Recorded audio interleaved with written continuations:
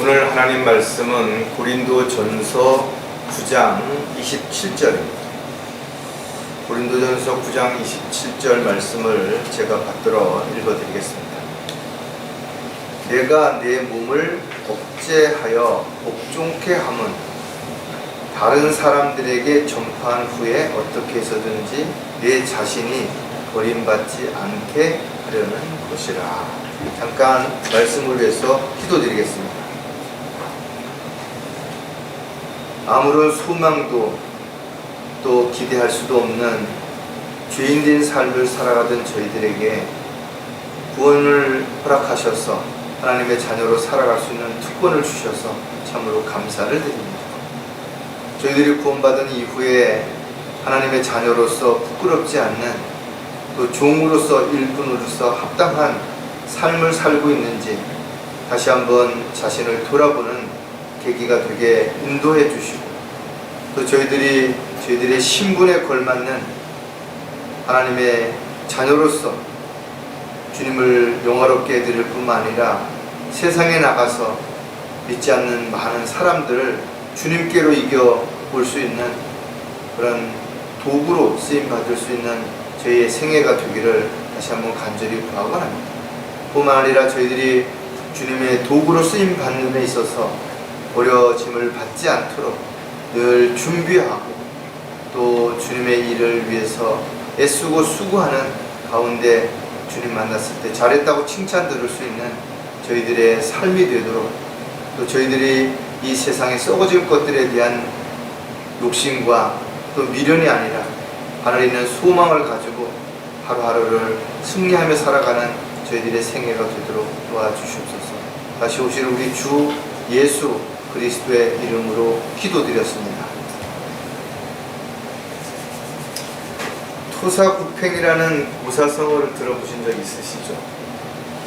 옛날에 벼슬을 하는 그런 과정에서 귀하게 쓰임을 받았는데 이제 자기가 벼슬을 얻게 되고 더 이상 쓸모가 없어지니까 그를 배척해버리는, 그래서 토끼 사냥에다가 비유를 해서 토끼 사냥이 끝난 다음에는 사냥개가 필요가 없어지니까 그 사냥개를 오히려 삶아 먹는 그런 참 안타까운 그런 일들에 대한 내용을 이야기하는 것인데, 요즘 이렇게 보면 정치적으로 사회적으로 이런 일들이 비일비재하게 일어나고 있습니다.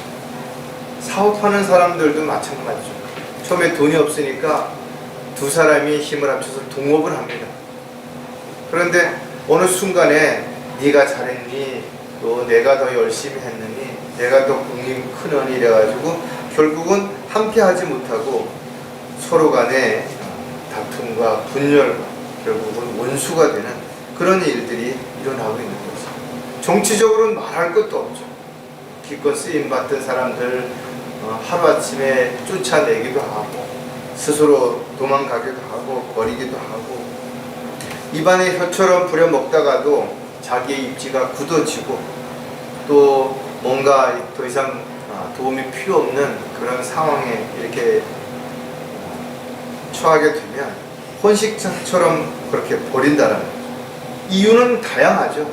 이런저런 핑계와 변명을 앞세워서 또 상대를 모함하고 또 비난하고 또 없는 죄를 뒤집어 씌워서 이렇게 하는 경우도 얼마든지 일어나고 있는 것이, 어려울 때 함께 했던 그런 사람들, 정말 고마운 사람들, 자신이 여유가 생기고 더 잘 나가면 많이 도와주고 은혜를 갚으면 얼마나 좋겠어요.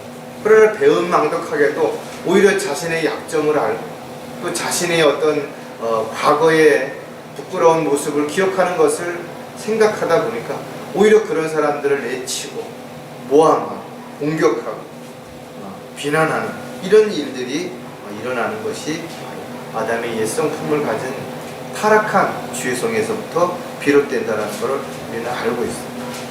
교회라고 해서 별다르지 않죠. 교회 안에서도 처음에는 형제 자매하면서 그렇게 애지중지하다가도 어떤 사소한 일로 인해 가지고 분열이 일어나면 원수처럼 여기고 내쫓고 싸우고 이런 일들이 일어난다. 어떻게 보면 사도 바울의 오늘의 이 고백은 단순하진 않아요.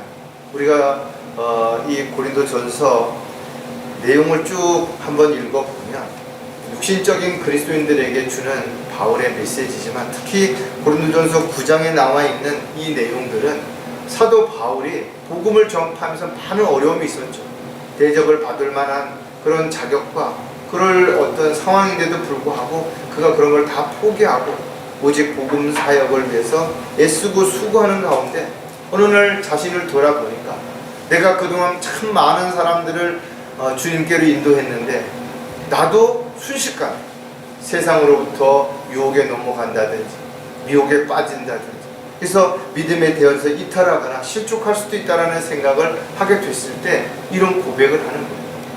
저와 여러분도 아마 이 구절을 읽을 때 동일한 생각이 들었을 것입니다. 지금까지 살아오면서 많은 사람들에게 복음을 전하고 진리를 증거했는데 어떨 때는 내 스스로가 위태롭고 흔들릴 때가 있잖아요. 그럴 때 이러다가 나는 버림받는 거 아닌가, 더 이상 하나님의 도구로 쓸모없는 그런 존재가 되는 건 아닌가, 이런 생각이 문득 들 때가 있다라는 거예요. 오늘 설교 제목은 끝까지 버림받지 않으려면, 여러분들이 어떤 전자제품을 살 때는 참 너무나 큰 기대를 가지고 사서 잘 사용하죠. 그러나 어느 날 고장이 난다든지 또 너무 오래됐다든지 그러면 그냥 쓰레기처럼 버리는 거예요. 제가 재활용 센터에 옷가지나 이런 거 오래된 거를 가지고 가봤는데 산더미처럼 쌓여야 돼요. 다들 사람들이 그걸 살 때는 뭔가 희망과 꿈을 가지고 누구를 만나고 뭔가를 하고 이런 좋은 의도를 했을 텐데 더 이상 쓸모없어지니까 그냥 쓰레기가 돼버리는 거지. 저와 여러분도 마찬가지겠지만 주님께서 말씀하시는 그 비유의 말씀을 보면 주님이 쓰시기에 합당한 그릇이 되려면 깨끗하게 소지가 되어 있어야 되는 거죠. 뭔가 지저분한 것이 묻어 있다든지 그러면 쓰실 수가 없다 이거죠. 또 뭔가 비워져 있어야 되는데 가득 담겨져 있어도 쓸 수가 없다 이거죠. 이빨이 빠지거나 금이 가거나 쓸 수가 없다 이거죠.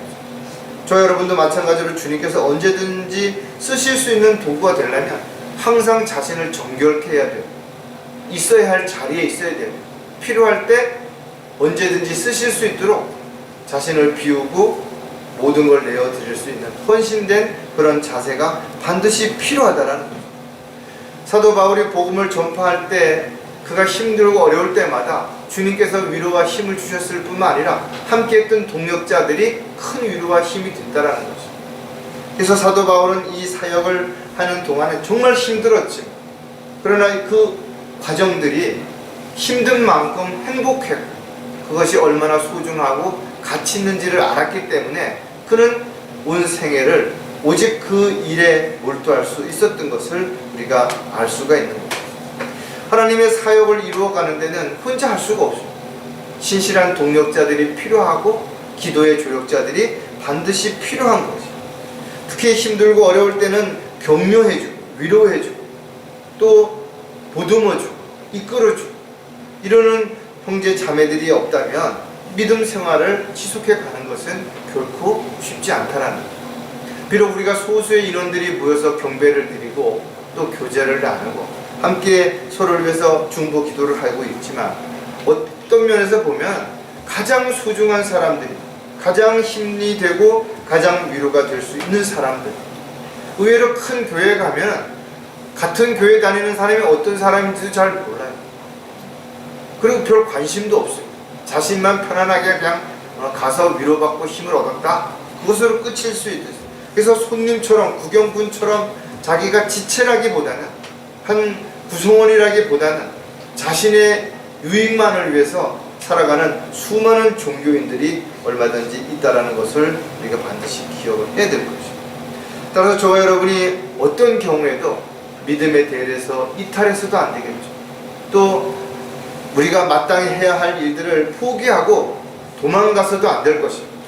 또 고난이 있고 어려움이 있고 힘든 과정이 있다 하더라도 그것을 거부하지 말고 오히려 견뎌내고 이겨내서 주님이 쓰시고자 하는 도구로 합당하게 쓰임 받을 수 있는 그런 저와 여러분이 반드시 되어야 되기 때문에 오늘도 이 말씀이 사도 바울이 우리에게 주는 이 권면이 우리에게 다시 한번 경각심을 일으킬 수 있는 계기가 되고, 또 반대로 우리에게 큰 위로와 힘이 될 수 있는 계기가 됐으면 좋겠습니다. 자, 끝까지 버림받지 않으려면 첫 번째, 스스로 자신을 낮추어야 한다는 것.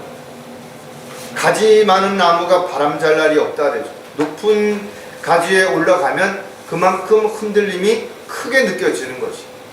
세상 사람들이 생각했을 때는 높은 자리에 올라가면 만인분에 편안하고 아무런 걱정도 근심도 없을 것 같지만 실질적으로 그렇지 않죠.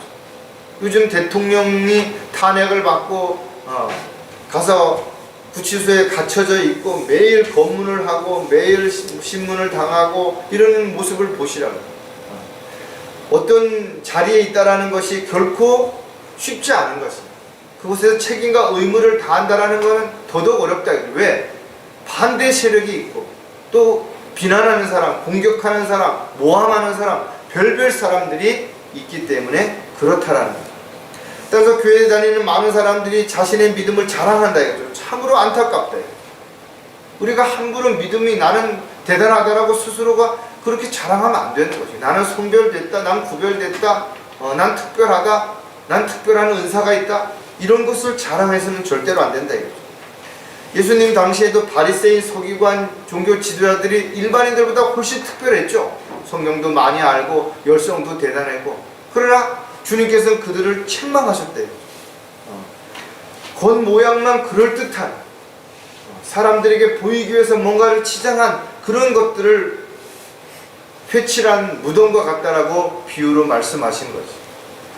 이 세상은 자신을 어떻게든지 드러내서 자랑하고 사람들 앞에 내세워서 나는 이걸 잘할 수 있고 이런 능력이 있고 특별하다라는 것을 이야기해야만 인정을 받는 시대에 살고 있죠. 그러나 저와 여러분은 그렇지 않다 이거죠.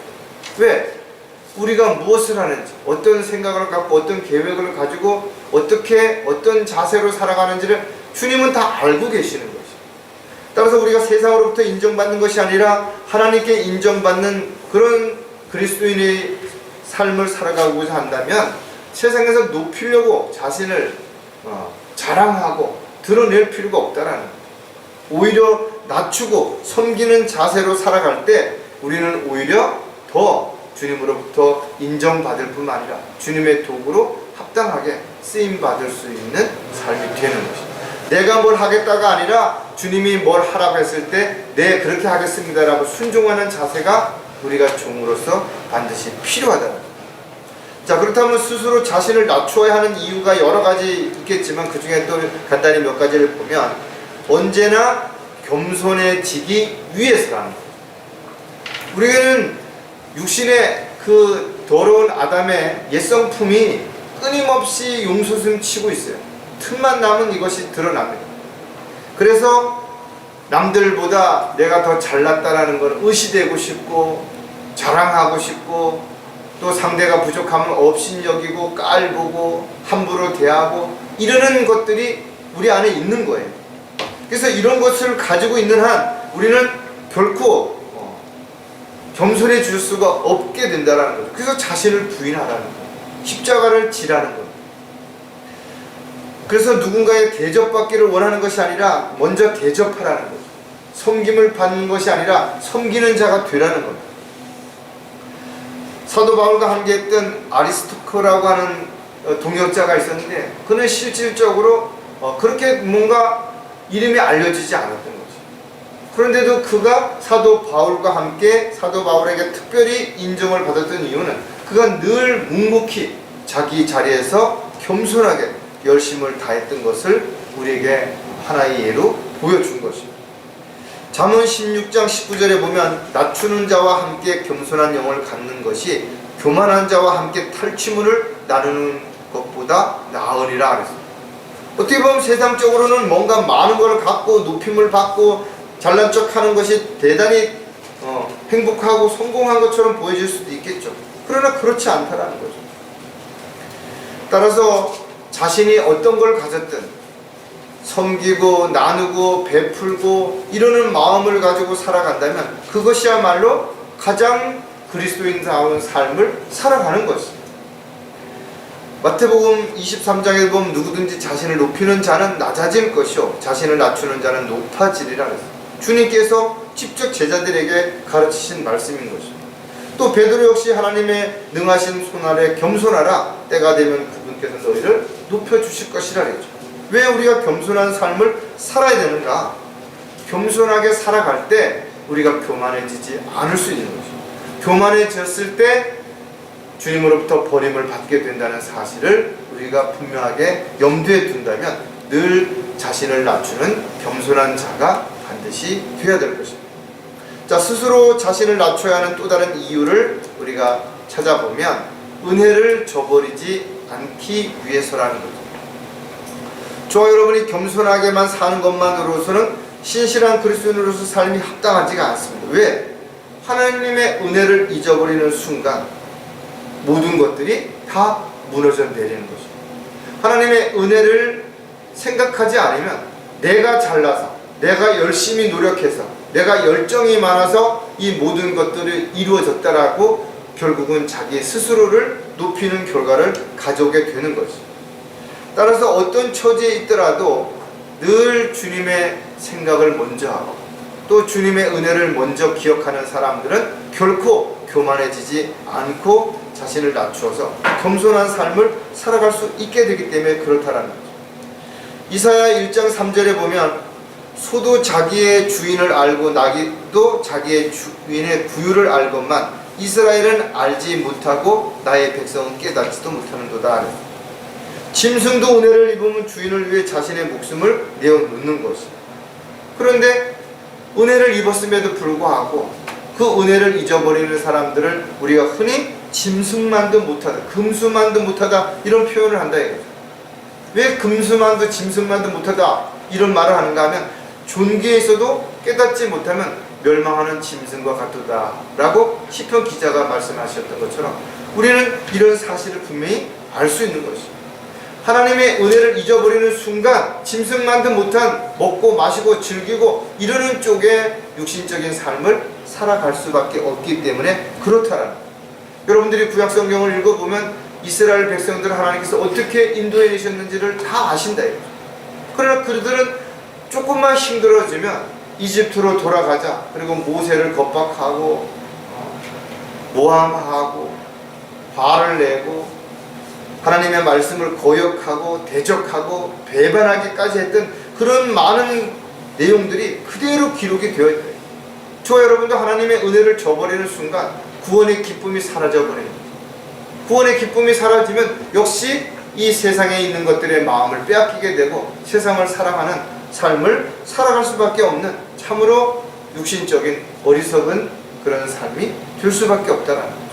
그래서 저와 여러분이 자신을 낮춰야 하는 가장 중요한 많은 이유 중에 하나가 하나님의 은혜를 절대로 잊어서는 안 되기 때문에 그렇다라는 거죠.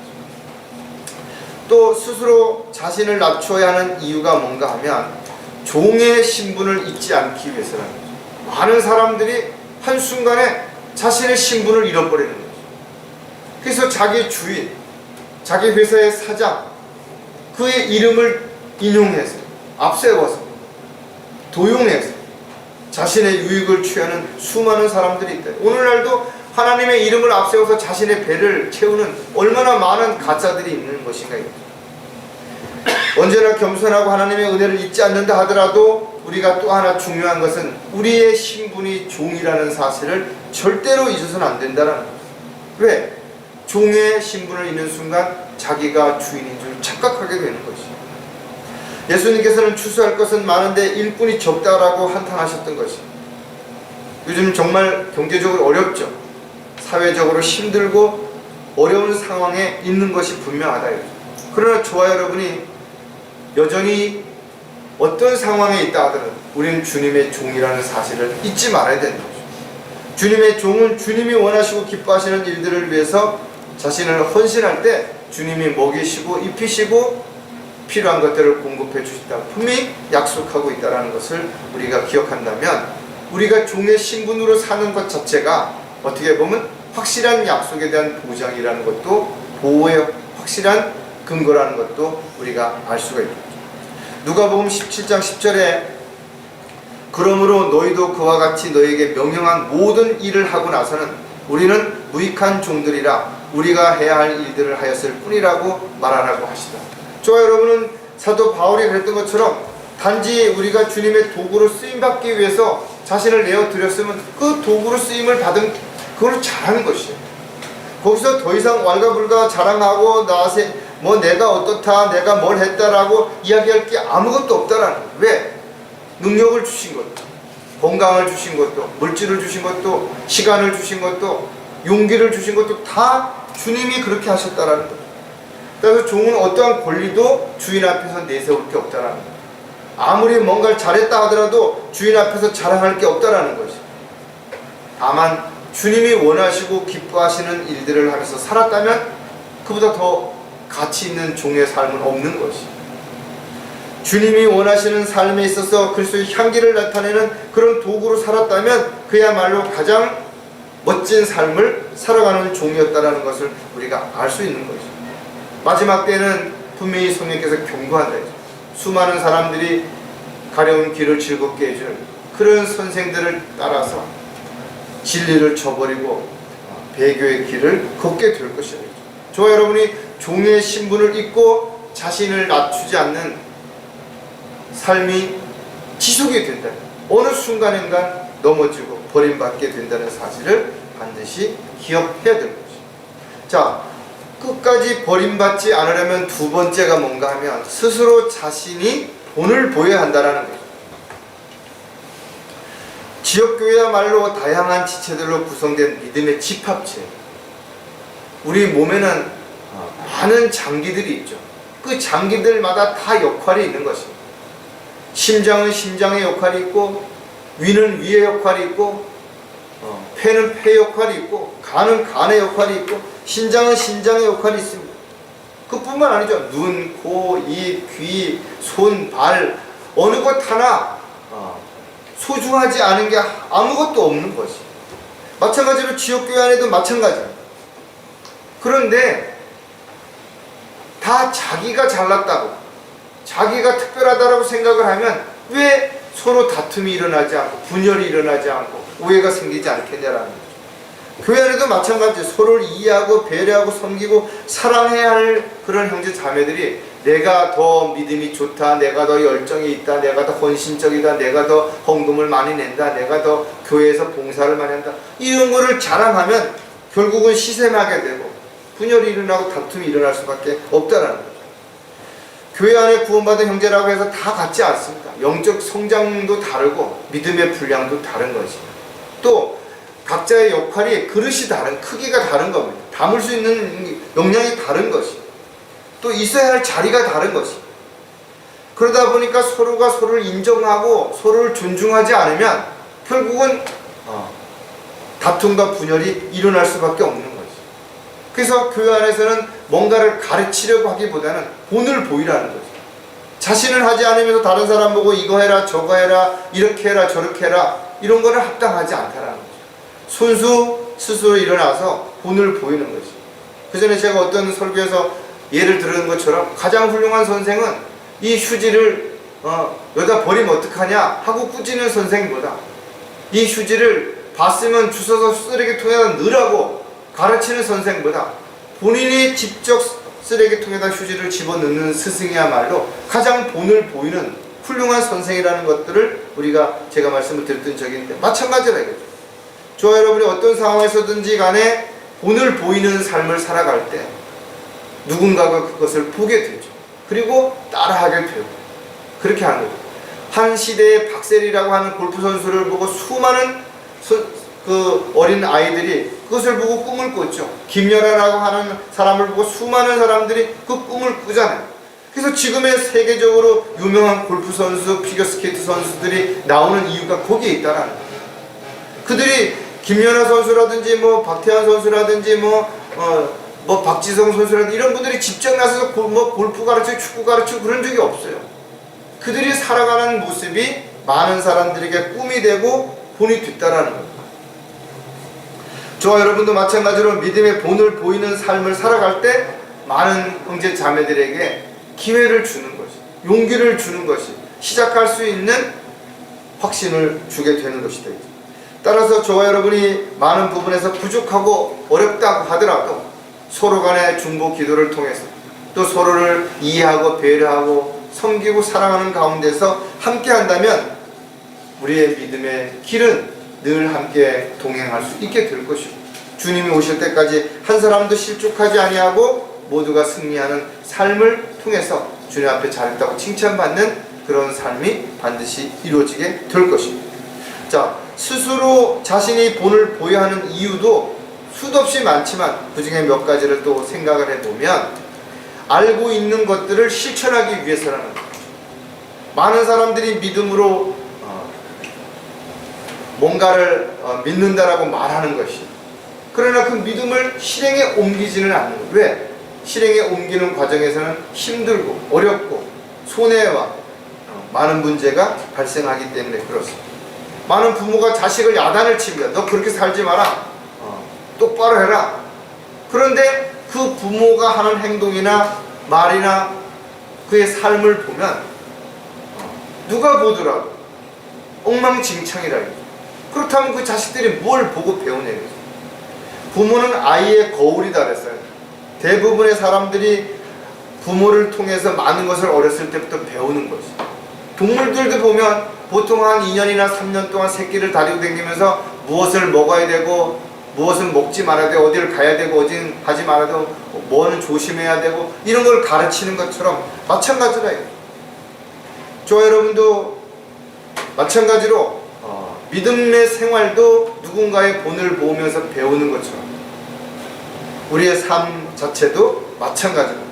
특히 영적으로 어린 지체들, 영적으로 병든 지체들, 영적으로 갈등하고 있는 지체들에게는 믿음의 본을 보이는 그런 성실한, 신실한, 또 견고한, 성장한 그리스도인들의 모습들이 그들에게 큰 위로와 힘이 될 뿐만 아니라 그들을 다시 일으킬 수 있는 용기를 줄 수 있는 계기가 될 수 있게 되는 것이죠.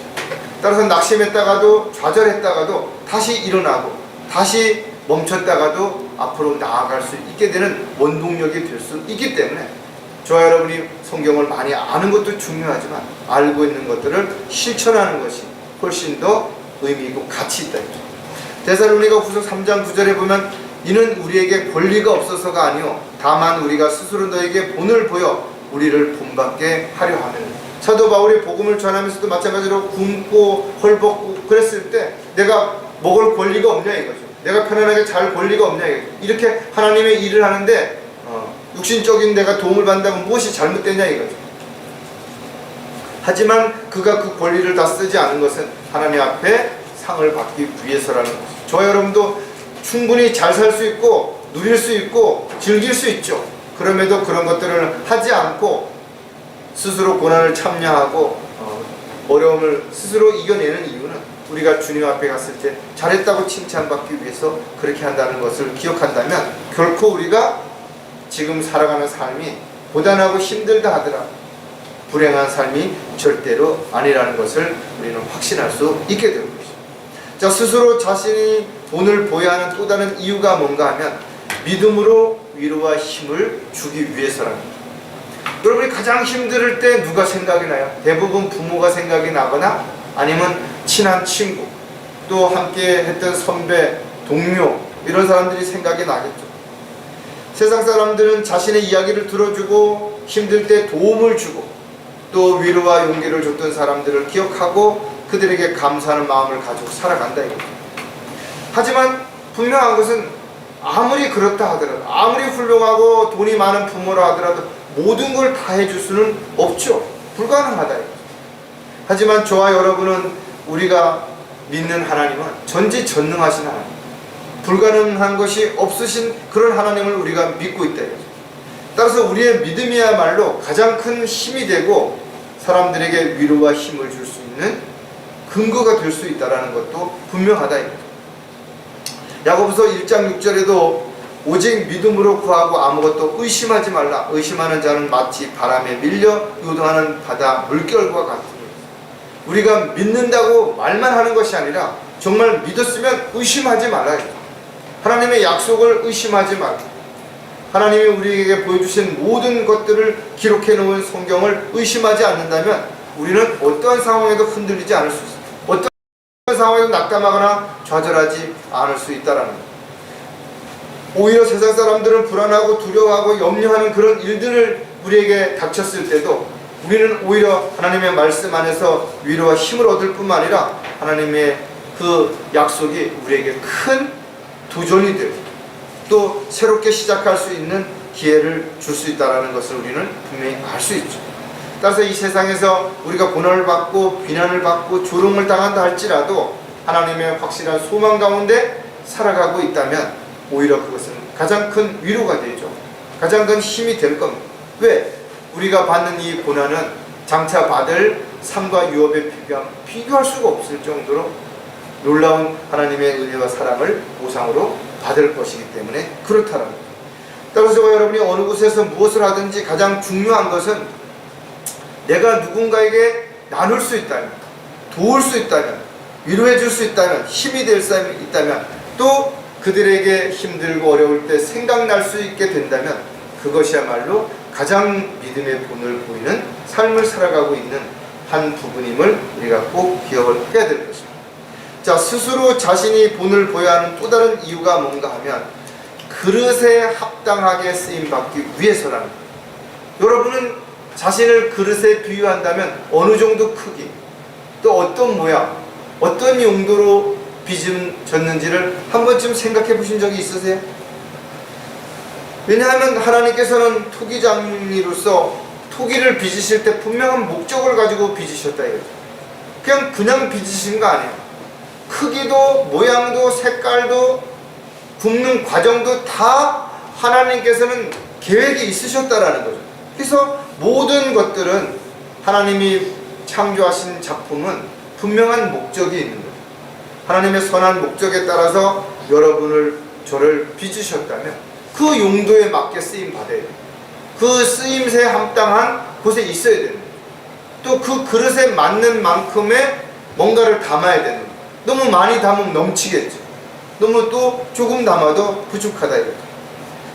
데살로니가 전서 4장 4절에도 보면 너희 각자가 거룩함과 존귀함으로 어떻게 자기 자신의 그릇을 소유하는가를 알며 그랬어요. 자신이 어떤 그릇인지 알아야 되는 것이에요. 그것을 모르면 그 순간 엉뚱한 짓을 하게 되는 거죠. 간장 종지기가 세숫대야 역할을 하려고 한다든지 아니면 물동이가 밥그릇을 대신하려고 한다든지 이러면 안 된다 이거죠. 자기가 있어야 할 자리, 자기가 쓰임 받을 그 용도에 합당한 곳에 있을 때가 가장 빛이 나는 거예요. 어떤 직분을 가지고 어떤 일을 하든지 더 중요한 것은 그 주어진 것을 절대로 불평하거나 원망하지 말아야죠. 오히려 감사하고 기쁨으로 묵묵히 자신에게 주어진 일에 최선을 다할 때 그 그릇이야말로 가장 빛이 나고 가장 합당하죠. 여러분 된장찌개를 금그릇에다가 끓여가지고 먹는다고 맛이 나겠어요? 투박한 질그릇에 끓였을 때가 가장 맛이 나는 거죠. 따라서 저와 여러분이 어떤 그릇이든 또 얼마만큼 크기가 크든 작든 간에 그 그릇에 합당하게 주님의 도구로 쓰임받을 때 가장 합당하죠. 그래서 그 그릇에 필요한 용도를 담아서 필요한 곳에 잘 있을 때가 가장 멋진 거죠. 어떤 것을 담느냐에서 그 그릇은 달라지는 거죠. 여러분 아무리 좋은 찻잔에다가도 음식물 쓰레기를 담아놓은 거예요. 쓰레기통이 돼버리는 거예요. 따라서 저와 여러분이 어떤 상황에서도 소중하게 쓰임을 받으려면 우리가 질그릇에 보물을 가득 담았다라고 생각을 한다. 우리 안에 성령께서 계시고 계시다면 정말 우리 몸이야말로 가장 아름다운 그릇이 될 수 있다라는 것도 꼭 기억하는 저와 여러분이 되셨으면 좋겠습니다. 자, 마지막으로 끝까지 버림을 받지 않으려면 스스로 자신을 헌신해야 한다. 마지못해서 어쩔 수 없어서 끌려가거나 밀려가거나 떠밀려가거나 이런 삶이 돼서는 안 되는 거예요. 누군가에 의해서 가라 그러니까 가고 하라 그러니까 하고 하지 말라니까 속상하고 하고 싶어도 참고 이러는 삶이 되서는 안 된다 이죠. 그리스도인들은 모든 일을 자원해서 기쁨으로, 그래서 헌금을 드릴 때도 하나님께서 번성케 해주신 대로 기쁨으로 드리라 이거죠. 나와서 봉사를 하는 것도 기쁜 마음을 하라는 거예요. 청소를 하든 뭐 밥을 하든 피아노를 치든 뭘 하든 기쁜 마음으로 해야죠.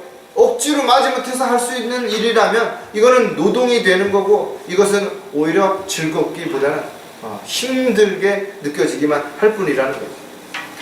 사람이 구원받았다고 해서 하루아침에 개과천선하고 뭐 헌신된 삶을 살아가느냐? 그렇지 않는 거예요. 스스로 자신을 낮추고 본이 되는 그런 과정 속에서는 많은 아픔이 있고 어려움이 있고, 이런 과정들을 거치고 나야 비로소 하나님이 쓰시기에 합당한 그런 도구가 될 수 있다는, 그러기 위해서 어떻게 해요? 자신을 온전히 내어 드려야 됩니다. 강릉 지역에 강릉 성경교회를 하나님께서 필요 세우신 것은 분명한 목적이 있으신 거예요. 비록 우리가 소수의 인원이 모여가지고 조용하게 경배를 드리고 이렇게 살아가는 것이 세상적인 기준으로 보면, 큰 교회에 다니는 사람으로 보면 저게 무슨 뭐 교회가 저래 이럴 수도 있어요. 그러나 보이지 않는 곳에서 저와 여러분이 뭔가 주님이 원하시고 기뻐하시는 일을 하고 있다면 잘하는 것이고, 그리고 하나님께서는 필요하시다면 더 많은 사람을 붙여주시고 더 많은 일할 수 있는 환경과 여건들을 조성해 주실 것이 분명하다 이거죠. 우리는 그렇게 해주시면 또 그렇게 해주시도록 기도하고, 우리가 살아가다 보면 때가 되면 우리는 주어진 일에 최선을 다하는 그런 저와 여러분이 되어야 되는 거죠. 우리가 도망가는 거 아니잖아요. 우리가 포기하는 거 아니잖아요. 그렇다면 분명 주님께서는 주님이 원하시는 도구로, 일꾼으로 저와 여러분을 쓰셔서, 이 교회를 쓰셔서 주님이 원하시는 그런 일들을 이루어 가실 것이다. 바울 사도는 가장 힘들고 어려운 삶을 살았지만 가장 행복한 하나님의 종이었다라는 것을 우리는 알 수 있어요. 그러나 그 당시에 사도 바울을 보는 세상 사람들의 입장에서 보면 가장 비참한 사람 아니야? 가장 불행한 사람 아니냐? 매일 맞고 배고프고 헐벗고 굶주리고, 유대인들에게도 매를 맞고 감옥에 갇히고, 그러나 저와 여러분이 지금도 마찬가지입니다. 세상 사람들의 시각으로 보면 참 어렵고 힘들게 살아가지만, 그러나 그렇지 않다 이거죠. 지난주에 우리 설교처럼 우리가 아무것도 가진 거 없는 것처럼 보이나 모든 걸 가진 것이다 이거죠. 정말 부유하다 이거죠. 자, 그렇다면 스스로 자신을 헌신해야 하는 이유도 또 몇 가지를 생각해 볼 텐데, 그 중에 하나가 말보다 행동으로 보여주기 위해서라는 거죠. 헌신이라는 것은 반드시 대가가 지불돼야죠. 아무것도 안 하면서 얻을 수 있는 건 없어요. 세상에 공짜는 없다라는 말이 아까 제가 말씀을 드렸던 것처럼, 공짜 그것을 줄 때는 이유가 있는 거예요. 그러나 그냥 아무것도 아니라고 그냥 덥석 받아서 가져왔다가는 그 다음에 그것으로 인해서 어떤 어려움에 처할지 아무도 모르는 거죠. 어느 곳이나 어느 조직이나 어느 모임이나 잘하고 열정 있고 능력 있는 사람들이 있죠. 그런데 아까 사도 바울을 선교여행 때 함께 했던 동역자 아리스타코라고 하는 사람은 성경에 봤을 때 아무나 뭐 재능이나 특별한 능력이 없어요. 바울이 예루살렘을 향해 떠날 때 많은 사람들은 바울을 염려해서 가지 말라고 하는데 왜 올라가냐, 거기 가면 죽을 수도 있다, 울고불고 그렇게 눈물을 흘리면서 나와서 배웅을 하고 전송을 했는데, 아리스토프는 그렇지 않았다 이거죠. 그냥 자기의 짐을 들고 사도 바울을 따라간 거예요. 힘들고 어렵다라는 걸 뭐 이야기하고, 너 앞으로 조심해라, 뭐 어려운 걸 뭐 이런 100마디 울고불고 하는 것보다, 함께 동행해 주는 것보다 더 큰 힘이 있겠냐, 더 큰 위로가 있겠냐. 그는 자신에게 할 수 있는 역할, 그가 특별히 뭔가 사도 바울을 따라다니면서 뭔가 대단한 일을 했다라는 내용이 없어요. 그럼에도 불구하고 그는 자기가 할 역할이 있다라는 걸 알고 묵묵히 사도 바울을 도우는 건데, 사도 바울은 그 사실을 알았기 때문에 내가 이렇게 할 수 있도록 이렇게 함께한 동역자가 있었다라고 가는 곳곳마다 신실한 동역자들의 이름을 소개할 때 아리스토크를 이야기했던 것이죠. 신명기 4장 9절에 보면 오직 내 스스로 주하여 내 마음을 충실히 지켜 내 눈으로 보았던 일들을 내 생애의 모든 날들 동안 잊지 말며 그 일들이 내 마음에서 떠나지 않도록 하라. 또한 내 아들들과 내 아들들의 아들들에게 그 일들을 가르치라. 여러분들이 배운 거, 알고 있는 거, 깨달은 거, 느낀 거, 이것들을 주변에 있는 사람들뿐만 아니라 가족들에게, 자식들에게 끊임없이 이것을 가르치는 데 있어서 스스로 자신을 희생해야 되는 거예요. 대접을 받으려고 하는 순간, 내가 너를 어떻게 이러는 순간에 우리는 이런 모든 것에서 허물어지고 더 이상 도구로서 쓰임받는 도구가 될 수 없는 거예요. 저와 여러분이 져야 할 십자가가 다른 것입니다. 그 무게도 다른 것입니다. 크기도 다른 것입니다. 그러나 하나님께서 우리에게 그것을 지고 따라오라고 했을 때는 그거를 지고 가야 할 만한 능력과 지혜와 힘과 모든 것을 허락하실 것입니다. 하지만 그 과정은 험난하다 이거죠. 큰 걸 지고 가는 사람, 국가대표가 되는 사람들은 어디 군대표하고 다르다 이거죠. 훈련량이 다른 거예요. 훈련 기간이 다른 거예요. 훈련 강도가 다른 거예요.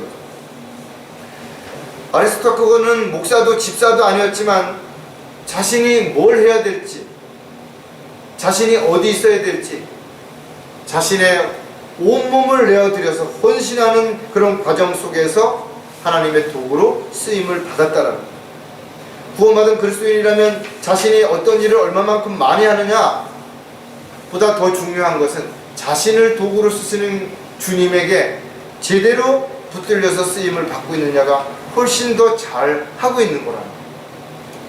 스스로 자신을 헌신해야 하는 또 다른 이유가 뭔가 하면 자신의 믿음을 시험하기 위해서라는 거예요.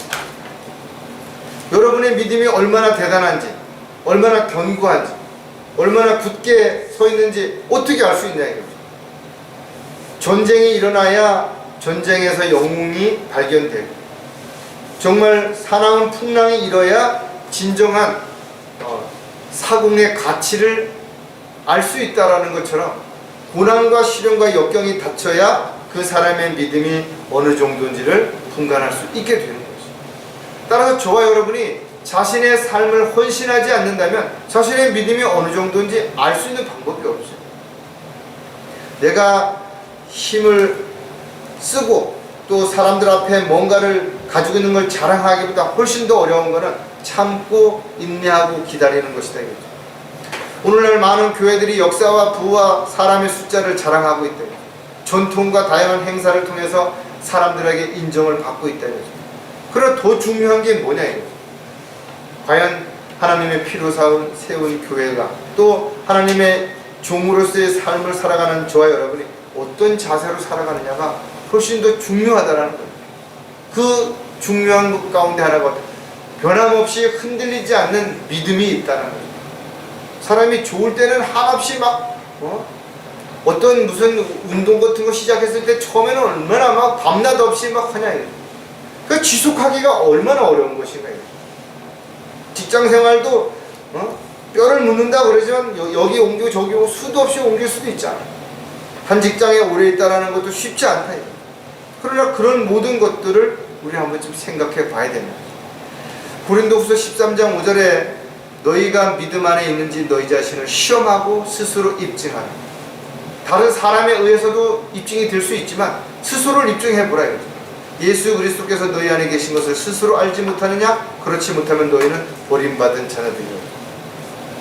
입으로 믿는다고 한다 했죠. 입으로 주님을 사랑한다라고 말한다 했죠. 그러나 그가 아무것도 행하지 않는다면 어떤 것이냐? 야고보는 영이 없는 몸이 죽은 것 같이 행함이 없는 믿음도 죽은 것이라 했죠.